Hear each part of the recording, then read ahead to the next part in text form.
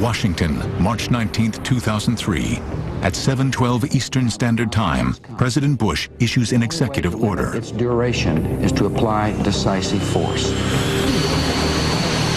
Minutes later, 2 F-117 Nighthawks take to the pre-dawn sky. Their destination, Baghdad.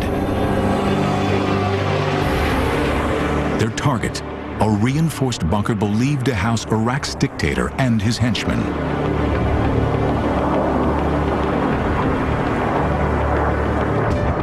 Undetected, the black jets pierce the most heavily defended airspace on Earth and prepare for a decapitation strike, one that could end a war even before it begins. This is stealth warfare.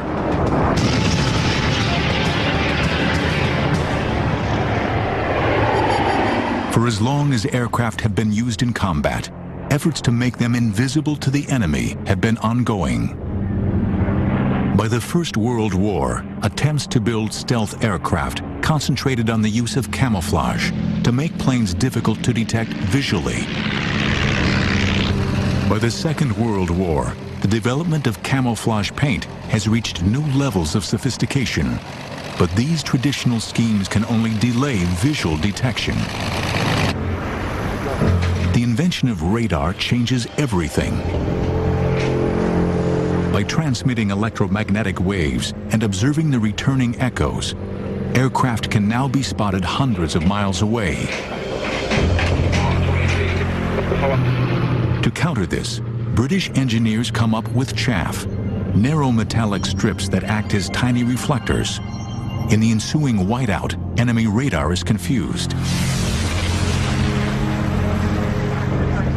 But it is not an entirely satisfactory solution. The enemy knows something is there, just not exactly where.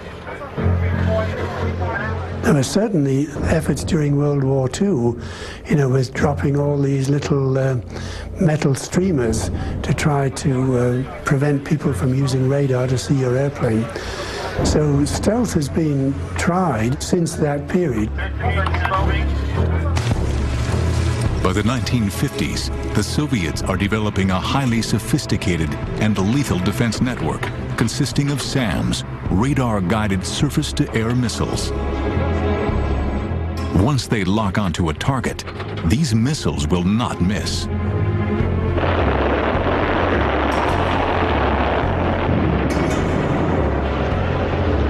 The development of these weapons sends shockwaves around the world.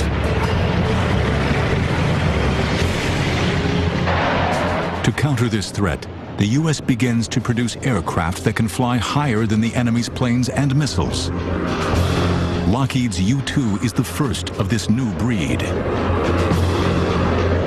The U-2 is an attempt to keep an airplane from being struck down by enemy fire, and we're looking at altitude being its primary defense against missile threats from the ground. But in May 1960, disaster strikes. A U-2 flown by Francis Gary Powers over the Soviet Union is shot down by a SAM. Flying at high altitude is no longer sufficient. Lockheed adds speed to the equation. Flying at Mach 3 at 80,000 feet, the SR-71 Blackbird is untouchable. But the reconnaissance aircraft is still detectable to radar. Although no Blackbird is ever shot down, the Soviets come very close on more than one occasion.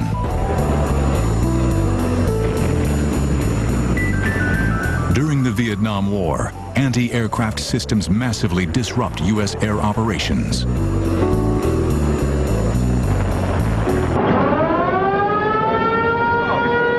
In 1973, during the Yom Kippur War, the Israeli Air Force loses 109 strike aircraft in just 18 days.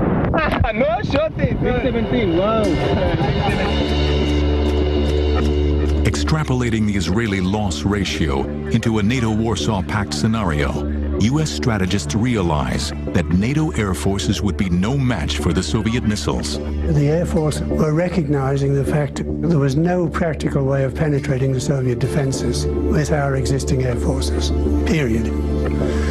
And so there was a requirement for a radical change in the stealth capabilities of an airplane to penetrate.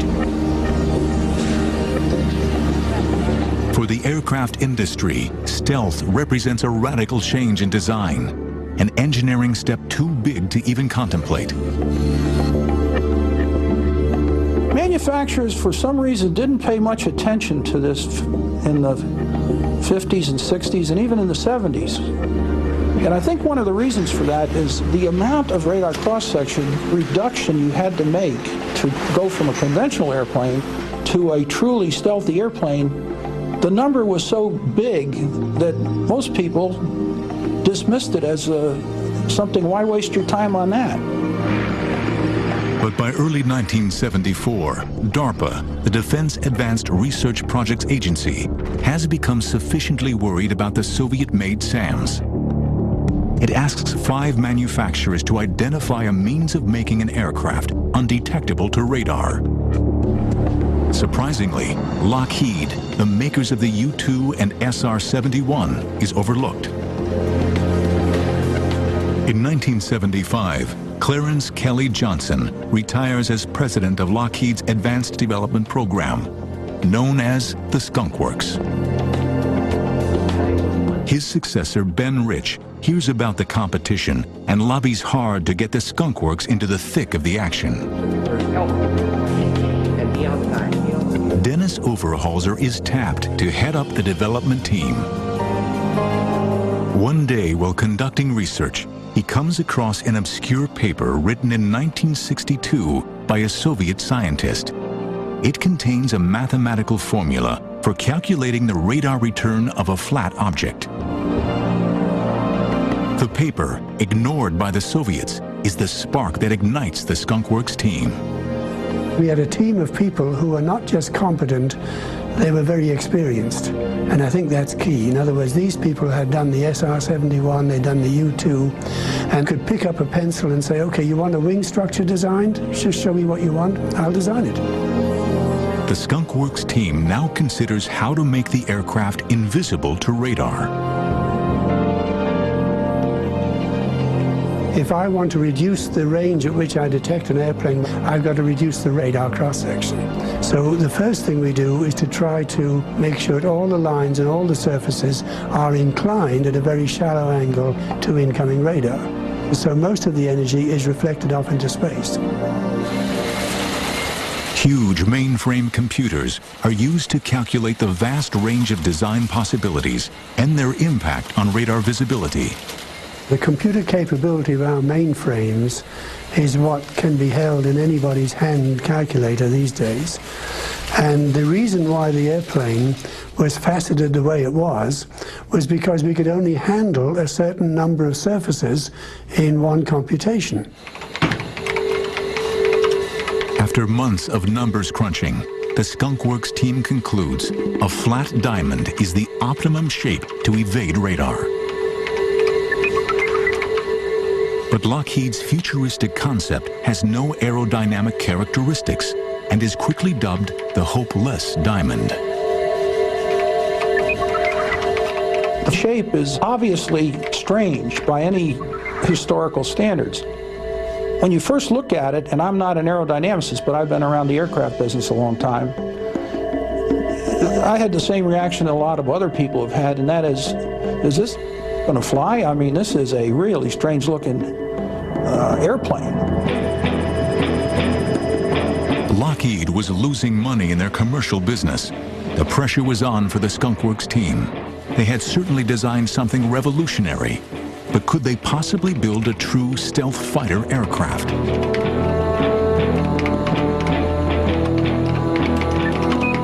Would the hopeless diamond defy its critics and fly? In March 1990, an SR-71 Blackbird set a coast-to-coast speed record when it flew from Los Angeles to Washington, D.C. in just 64 minutes. Its average speed was 2,144 miles per hour.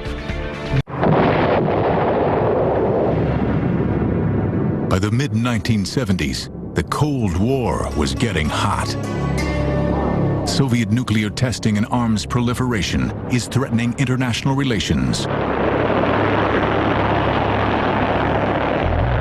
America's fear of the Red Threat was definitely alive. In this, the Skunk Works at Lockheed labors 24/7 to turn a flattened diamond outline into a flying delta-wing stealth aircraft. If we take this diamond shape and chop some pieces out of it, that's pretty much how the airplane was evolved. We just started from that very simple concept and chopped it around until we got something that looked like an airplane.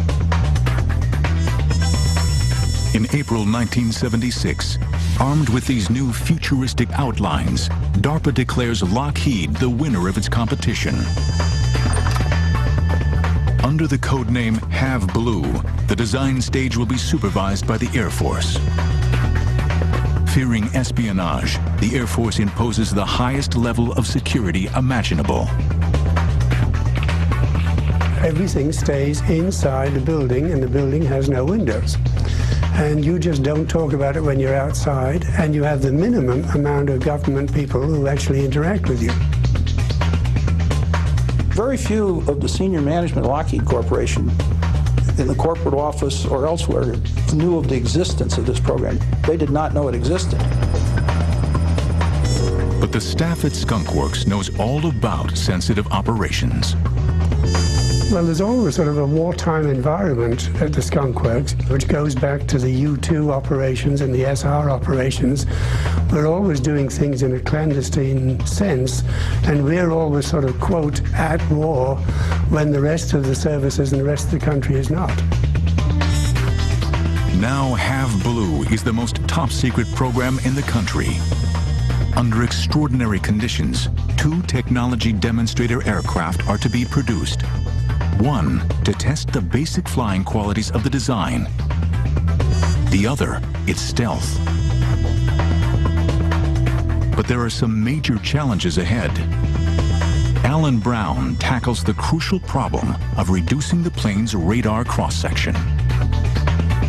The inlets on an airplane looking nose-on are really the dominant source of return. The energy goes in the inlets and rattles around and just comes right back like these 2 lighthouse beams. So if you can reduce that, then you've pretty much taken care of the rest of the airplane. So I came up with a fiberglass grid which incorporated an absorbing material. And we used to call it the Roach Motel because there was an ad at that time on TV for the Roach Motel. Roach Motel. The roaches check in, but they don't check out. And that was the theme with the radar waves. The waves were absorbed to a large extent by the filter at the front, but what did get through to the engine face could not come out again. Finally, RAM, radar-absorbing materials, are added to minimize the remaining radar signature. The radar-absorbing material was made in sheets like linoleum. And then these sheets were cut to fit the facets of the airplane, the flat surfaces, and then they were put on adhesively. So it took quite a bit of manpower to do all this work because the whole airplane was covered with this stuff, and it had to be done very precisely. By the summer of 1977, American moviegoers are in the grip of Star Wars mania. Meanwhile, their own government is turning science fiction into science fact. In November, the Have Blue prototype is secretly transported to the Nevada desert for a series of covert test flights. The following month, as America goes about its business, unaware of the highly classified project, the world's first stealth aircraft makes its maiden flight. The Have Blue demonstrated that we could indeed take an aircraft that was shaped the way it needed to be shaped, turned out to be a very unstable airplane, and we could make that airplane fly, and fly quite well. But after just 6 months of test flights, disaster strikes. On May 4th, 1978, the first prototype suffers engine failure and crashes. The pilot, Bill Park, ejects. And then 2 months after crashing Airplane 1, After much agonizing and soul-searching and reviewing and changing, we were airborne again in Airplane 2 and out measuring our stealth machine. The plane proves almost invisible to all but the most advanced radar systems. And head-on, Have Blue is undetectable. The program is a huge success. Then, in July 1979, disaster strikes the second Have Blue prototype. The airplane was conducting a routine stealth flight where it flies past the radar systems on the base. And Ken noticed that he was losing control, and he got a fire indication back at one of the exhausts. There's nothing we can do. I realized things were bad, and I did start talking to the home plate and let them know that things weren't going well, and about that time the airplane went totally out of control. And he had a very hard time even to be able to reach the control to be able to eject himself. But he finally did that. The airplane tumbled, much like the way Bill Park's airplane had tumbled after he ejected. And it was going straight down, not in a spin, just in a flopping maneuver. The Have Blue airplane hit the ground. It burned pretty good. Both Have Blue prototypes have been destroyed. The development of the most advanced aircraft ever built has ground to a halt. But from the ashes of its own destruction, Lockheed's stealth fighter is about to be reborn. Before it was given an official name, the F-117 was given a variety of nicknames, including Cockroach, Black Widow, and Woblin Goblin, referring to the aircraft's instability at low speeds. In just 8 months, both prototypes of the Have Blue stealth development program have crashed. Yet despite the problems, the aircraft's invisibility to radar has been a success. The Air Force decides to award a production contract to Lockheed. $340 million in covert funds are made available for the production of a full-scale development aircraft, codenamed Senior Trend. When we first started on the F-117, or Senior Trend as it was first called, there's always a crisis. And so we had to have an airplane within 18 months that would penetrate certain very particular areas of the world. So that was one of the reasons why the Senior Trend was brought forward with great rapidity. America's growing fear of Soviet missile buildup and nuclear capability brings the Cold War to new heights of tension. Producing a totally stealth fighter plane will give America an enormous lead in technology over the Soviets. The stakes could not be higher. Ivan was alive and well. We still had the Cold War really big and hot, and I was aware and was reminded constantly that the bad guys were out there looking for anything they could find. The project will again be black, top secret, and again top military brass will go to great lengths to prevent enemy knowledge of the covert project. Even the American aviation business at large will not know what's going on. Everybody had to have a secret clearance, and everybody had to be specifically through the security system that allowed them into the program. A lot of your subcontractors don't know who they're dealing with. Maybe the president of the subcontractor does, but most of the people working on it, they don't know they're shipping anything to the Skunk Works. They just know they're making something and it gets put in a box and sent. To save development time and to avoid raising suspicions, the new aircraft will borrow some technology from existing jets. The flight control system is taken from the F-16, its cockpit features from the F-18, and its navigation system from the B-52.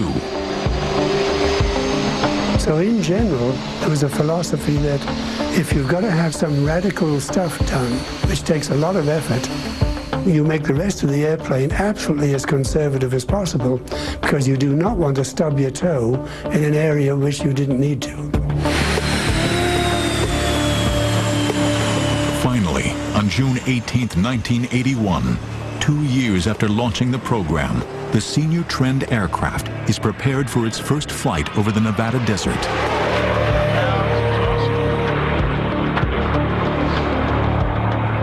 The test is a success. Senior Trend has a staggeringly low radar visibility.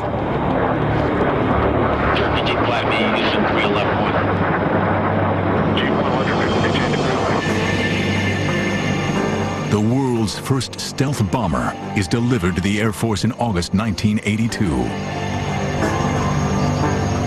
And an entirely new top-secret base is built in the Nevada desert at Tonopah. The Tonopah Test Range facility was very secure in that we didn't want our adversaries to find out that we had stealth technology. We had secure procedures to enter the area, such as hand readers, which I had never seen before except on TV, and mostly in James Bond movies, but those procedures allowed us to enter the facility and keep unwanted personnel out. As a cover for the 117, the Air Force put in a squadron of A-7 attack airplanes that were supposedly testing some new weapon systems on these A-7s. We had a cover story in that all the pilots and maintainers flew the A-7 aircraft, and that was what we used to fly up to Tonopah and to come home. During the day, we kept all the F-117 hangared so that they could not be observed by flying aircraft, satellites, or any other technology. At night, under the secrecy of darkness, we would bring the aircraft out and fly them, and we would have them hangared again before sunlight. I might add that the 117s weren't flown at night only for security reasons. There was another, even compelling reason that gets lost in the woodwork. I remember being in my office on the F-117, and Bob Dixon, who was the four-star head of Tactical Air Force, who was talking about the color scheme. And he said, "This airplane is going to fly at night, Brown, isn't it?" I said, "Yes, sir, it's flying at night." He says, "Well, paint the damn thing black." So we painted the damn thing black. First impression you get of the 117 is a Star Wars thing, the Darth Vader look about it. You see it head on, and you immediately, there's this large black, totally flat-plated, no rounded surfaces. What's unique about the F-117 is just the feeling you get when you walk up to it. Your heart really starts pounding. It's almost like you're approaching a woman that's maybe better looking than you ever thought you'd even be able to talk to. And so when you approach this woman, you do it carefully, but with a lot of respect. I always refer to it as a woman's evening dress, a little black dress. It's extremely sexy. It is a killing machine, though. Make no doubt about it. It is a killing machine, but it's a good-looking killing machine. A new unit, the 4450th Tactical Group, is created to fly the new black jet, and a new name is needed. The aircraft is given a surprising designation, the F-117. This was definitely an attack airplane, and of course the question then is, why is it called an F-117 when F stands for fighter?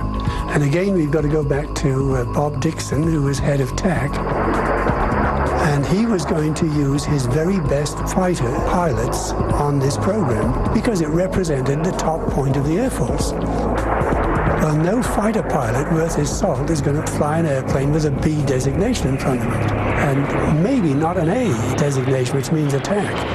So they called it an F, to make the fighter pilots feel like they're flying fighters. It's a fairly roomy cockpit for a single-seat fighter. I thought it would be a small kind of a cockpit, say like the SR-71 or the U-2. And when I actually got in it, there's plenty of room for all the equipment that's required to operate the aircraft. Without this flight control technology, the pilots would have a tough time flying the jet. I thought that I was going to feel a little bit disconnected, more like somebody operating a computer, where I might have been kind of along for the ride, inputting my vote here and there.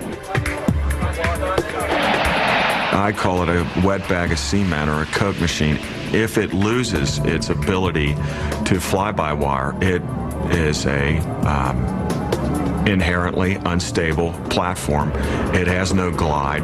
It will fall to the earth, probably and not in a polite fashion, I might add.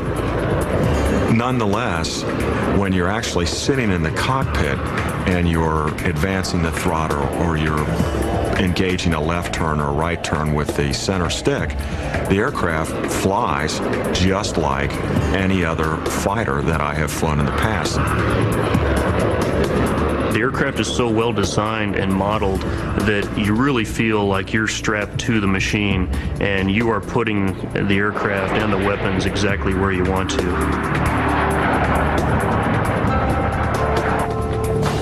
Nighthawks are armed with a weapons system that lets them strike at the heart of the enemy. High-tech laser-assisted mapping and guidance systems allow the black jets to release deep penetration bunker busters with pinpoint accuracy. The early flights of the F-117 prove that its principal function blows the competition away. The aircraft is all but invisible to radar. Stealth's development has, by any standards, been lightning fast. But the program has also been expensive. To date, the total cost has been over $6.5 billion. With additional aircraft ordered, this will soon rise.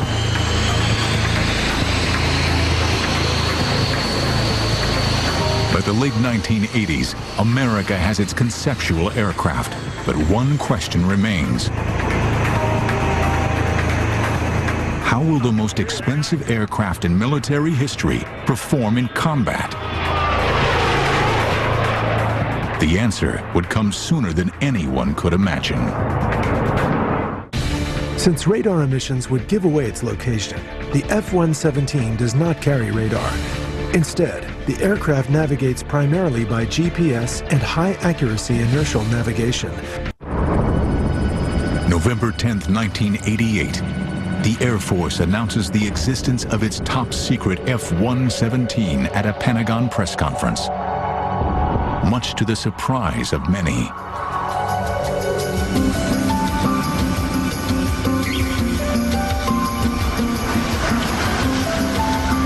I was in vacation in South America at the time and first saw it in a Portuguese language newspaper, a photograph of our airplane. And my immediate reaction was to try and call somebody in Washington and say, do you know there's a picture of our airplane in a Brazilian newspaper? A total of 59 aircraft are being procured. 52 of those have been delivered and 7 more are in production. The reason, of course, was that as the Air Force expanded the number of airplanes and pilots, they decided they better start flying during the day. By the fall of 1989, America's stealth fighter is no longer shrouded in secrecy. The combat-ready F-117 is about to be unleashed. As president, I have no higher obligation than to safeguard the lives of American citizens. And that is why I directed our armed forces to protect the lives of American citizens in Panama and to bring General Noriega to justice in the United States. Though Panama has no radar-guided defense network, F-117s would spearhead Operation Just Cause. The aircraft was chosen not because it was stealthy, but because it could drop precision munitions at a dedicated time over target. Those two were keys to the mission. We had to make sure the weapons went where we aimed them, and we had to be on time because 30 seconds after our bombs went off, we had Navy SEALs and Delta forces jumping out of aircraft into those fields. 2 black jets are ordered to destroy the barracks at Rio Hato, belonging to Battalion 2000, a unit loyal to Noriega. Just prior to taking off for that mission, we were told by the leadership that they wanted to maintain the barracks and keep them to use in the future for the American forces. Our goal was to stun and disorient the Panamanian Defense Forces, so they asked us to drop our bombs in the fields 50 meters short of these barracks. 2 2,000-pound bombs are dropped, and the field is hit. But back home, the F-117's first operational mission is considered a failure. Bombing fields is not what expensive stealth bombers are supposed to do. After Operation Just Cause, people in the media tried to say that the stealth fighter was not successful. The media was looking for a story on wasting taxpayers' money and buying this technology. The stealth program is criticized by Congress and labeled too expensive. The total program cost about $8 billion. When I say total cost, I mean the total development cost, total flight test, produced 59 airplanes, all the spares. That even includes $200 million to build the hangars at Tonopah. And it is a true bottom line number. Now, I know this was in 1980s and so on, but even so, if you compare that with other aircraft programs, most aircraft development programs cost today $20 billion. But the Air Force successfully champions the Nighthawk's case. The fact is, the F-117 is accurate and cheap.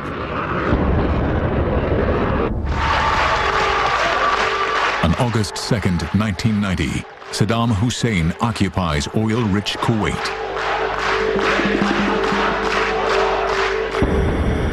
Just a month later, the 37th Tactical Wing begins a very public deployment to the King Khalid military air base in Saudi Arabia.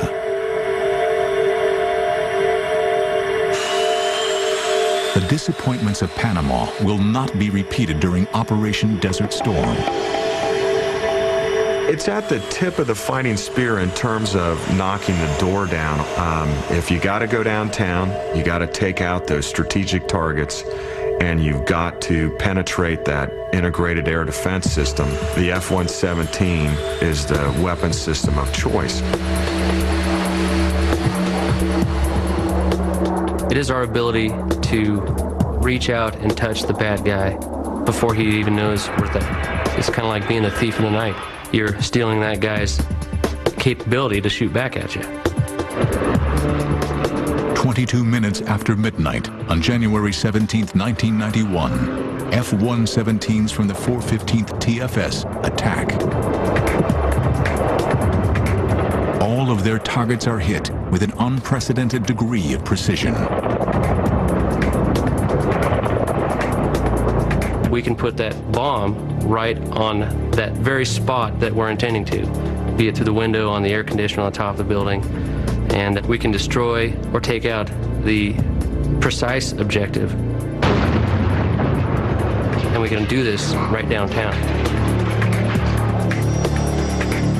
During the war to liberate Kuwait, a total of 45 F-117s fly 1,271 combat sorties, totaling over 6,900 flying hours and dropping 2,000 tons of bombs.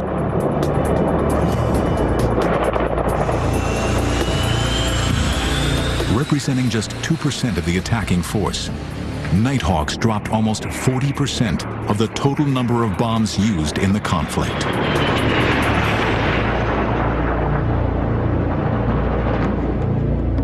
Throughout the 1990s, F-117s are found wherever the U.S. Air Force is in action. But on the night of March 27, 1999, during the NATO bombing of Serbia, the unthinkable happens. Have the Serbs developed a new radar system capable of detecting the undetectable? Has radar caught up with America's stealth aircraft? During Operation Desert Storm in 1991, F-117s flew 18 and a half hours non-stop from Holloman Air Force Base in New Mexico to Kuwait, setting a record for single-seat fighters. Kosovo, March 28, 1999. 25 miles west of Belgrade in the village of Bujanovac, a downed F-117 lies in pieces.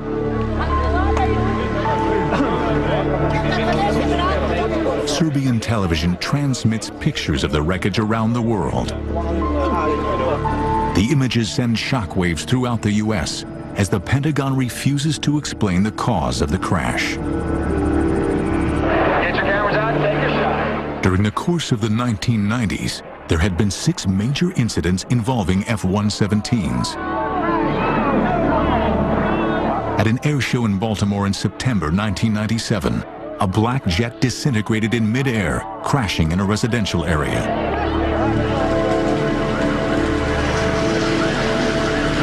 Could the downed jet in Kosovo have been the result of a similar catastrophic failure? The information surrounding that, of course, is still classified. A bullet doesn't have a radar, and it doesn't care where you're at. And the chances of one of those hitting me ballistically or just out of the blue is pretty small. But he got hit, so it can happen. Obviously, the loss of an F-117 is going to impact the community. We don't own a lot of them as a country or as an Air Force, so losing one is significant. Whatever the cause of the crash, it did not affect the operational status of the world's first stealth aircraft. Post-September 11th, Saddam Hussein is once again seen as a threat in the Middle East. As fears about his weapons of mass destruction grow, America's patience runs out.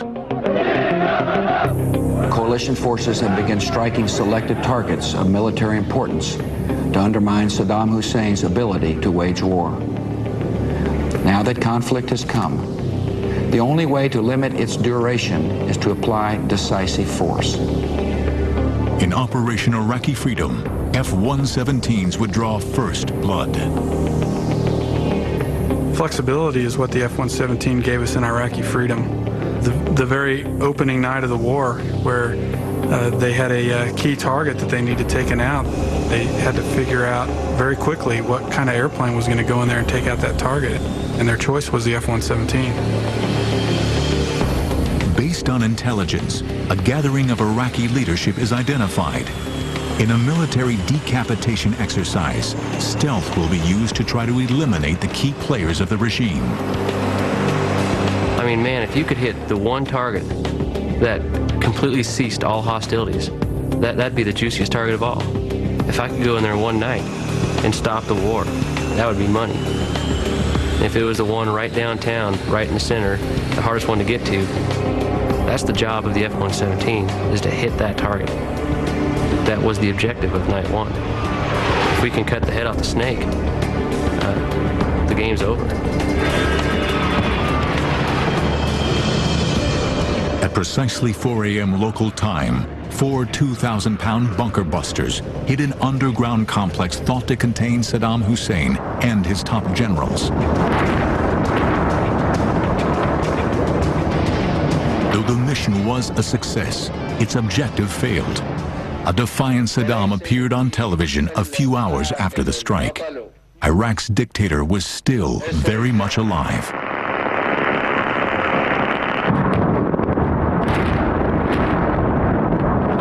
Years after the first Gulf War, new technologies would be employed to utterly destroy Iraq's ruling elite. But Baghdad, one of the most heavily defended cities in the world, is no easy target.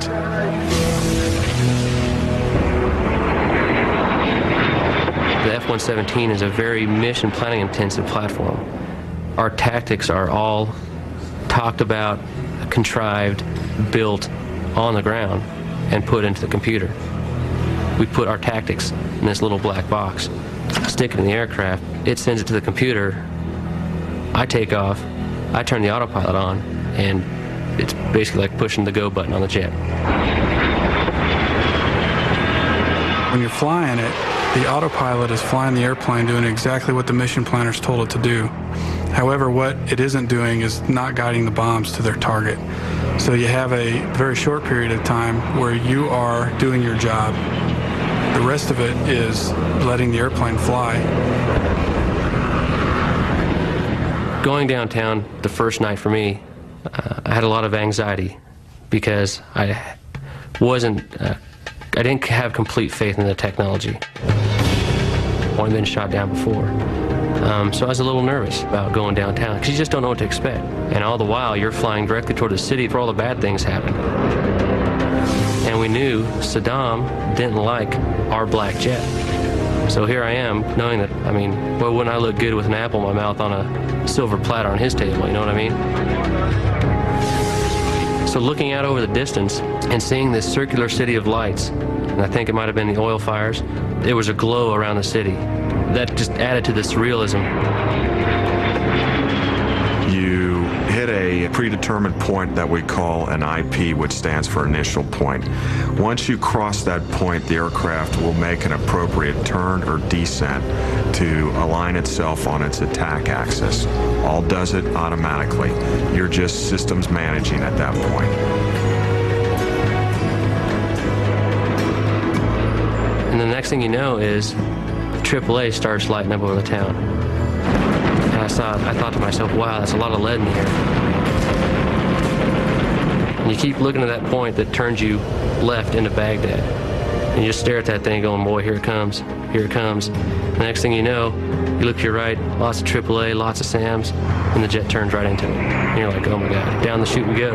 Once it makes that initial turn onto its attack axis, you run through a series of steps. You want to check, for example, your fuel, your altitude, your time, where you're at in the timeline, and your speed. That will run you through this ballet of sorts to get you into that bombing run mode.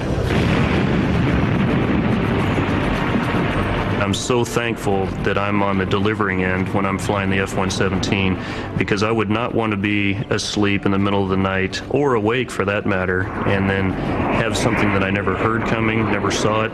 Although, in another respect, maybe that's the quick and painless way to go if you're the enemy. No official statistics on the effectiveness of Nighthawks during Iraqi freedom have been released, but its contribution was immense. No other aircraft in the U.S. arsenal can do the job it does so well.